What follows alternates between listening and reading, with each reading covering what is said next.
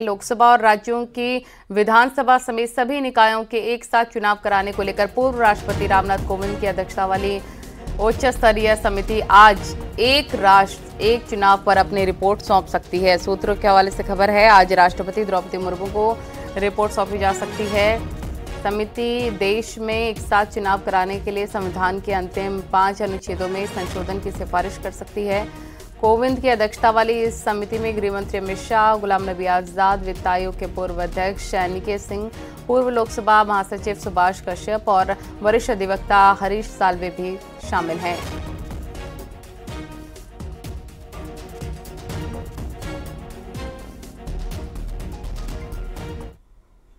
और सूत्रों के मुताबिक आज देश को 2 नए चुनाव आयुक्त मिल सकते हैं। आज दोपहर प्रधानमंत्री नरेंद्र मोदी की अध्यक्षता वाली कमेटी नए चुनाव आयुक्त के नाम पर फैसला लेगी और मुमकिन है आज देर रात तक 2 नए चुनाव आयुक्त के नाम का ऐलान भी हो जाएगा। वहीं समिति की बैठक से पहले विपक्ष के नेता अधीर रंजन चौधरी ने कानून मंत्रालय को चिट्ठी लिखकर लिस्ट में शामिल किए गए उम्मीदवारों के बारे में जानकारी मांगी है। अनूप चंद्र पांडे की सेवानिवृत्ति और अरुण गोयल के इस्तीफे के बाद निर्वाचन आयोग के शीर्ष स्तर पर पैदा हुई रिक्तियों से कई तरह की भ्रांतियां फैल रही थीं, लेकिन सूत्रों ने दावा किया है कि 14 मार्च को सरकार के पैनल की इसी सिलसिले में बैठक हो रही है और कल ही 2 नए चुनाव आयुक्त मिल सकते हैं।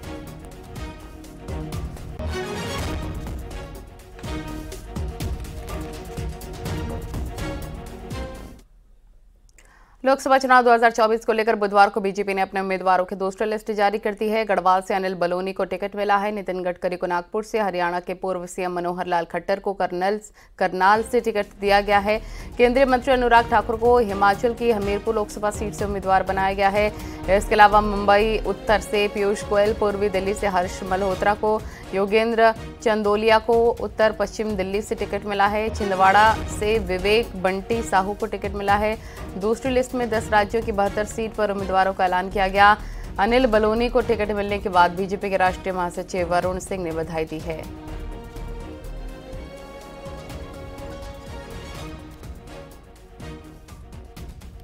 बड़ी खबर, लोकसभा चुनाव 24 को लेकर बीजेपी ने अपने उम्मीदवारों की दूसरी लिस्ट जारी कर दी है। गढ़वाल से अनिल बलूनी को टिकट मिला। नितिन गडकरी को नागपुर से, हरियाणा के पूर्व सीएम मनोहर लाल खट्टर को करनाल से टिकट दिया गया है। केंद्रीय मंत्री अनुराग ठाकुर को हिमाचल की हमीरपुर लोकसभा सीट से उम्मीदवार बनाया गया है।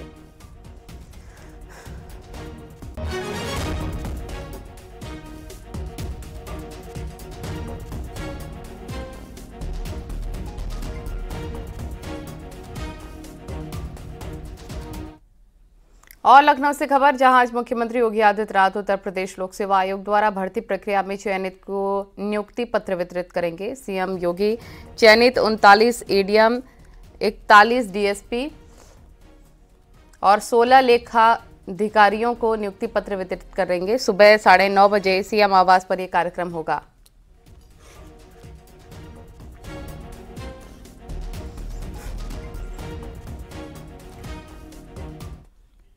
और सीएम योगी आदित्यनाथ आज अंबेडकर नगर, अयोध्या, गोंडा, बलरामपुर के अहम दौरे पर रहने वाले हैं, जहां सीएम योगी करोड़ों की कई विकास योजनाओं का लोकार्पण करेंगे, शिलान्यास करेंगे।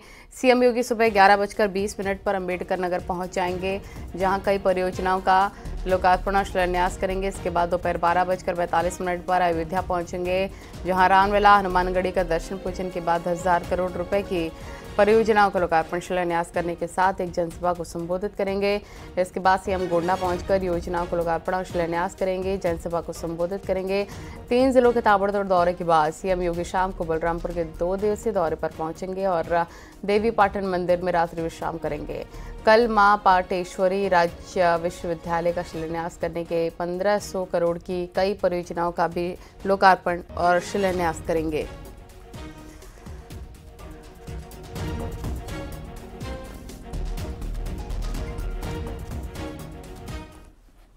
बरेली से खबर, बरेली डेला पीर चौराहे को अब आदित्य चौक के नाम से जाना जाएगा। मुख्यमंत्री योगी आदित्यनाथ ने बुधवार को आदिनाथ चौक का उद्घाटन किया।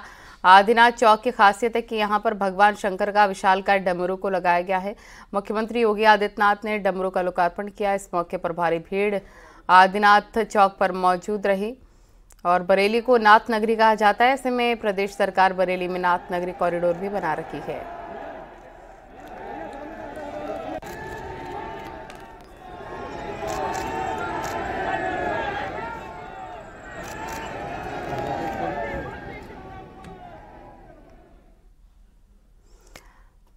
और मथुरा से बीजेपी से फिर टिकट मिलने के बाद बुधवार को हेमा मालिनी मथुरा पहुंची। मथुरा में बीजेपी के नेताओं और कार्यकर्ताओं ने हेमा मालिनी का स्वागत किया। संगठन की ओर से विकसित भारत और मोदी की गारंटी के कार्यक्रम में सांसद हेमा मालिनी पहुंची थी। हेमा मालिनी ने भी 400 पार का नारा दिया। साथ ही कहा, मथुरा वृंदावन का और विकास करना है। ब्रिजवासी हमारे साथ हैं। ब्रिजवासी जरूर हमें 400 पार तो कराएंगे 100%, ये तो है। और आज का ये कार्यक्रम है विकसित भारत एंड मोदी गारंटी का सुझाव पत्र।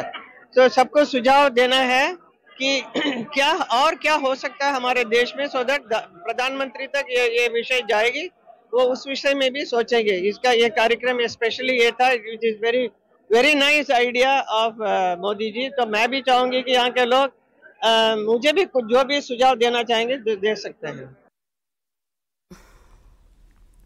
और शामली पहुंची आरएलडी अध्यक्ष जयंत चौधरी ने कहा कि लोकसभा चुनाव में बीजेपी की बड़ी जीत होगी। जयंत चौधरी ने कहा कि यूपी के सभी सीटों पर एनडीए के उम्मीदवार जीतेंगे। जयंत शामली के थाना भवन विधानसभा से पूर्व विधायक राव वारिस के घर पर पहुंचे थे। पूर्व विधायक राव वारिस की मां का इंतकाल हुआ था।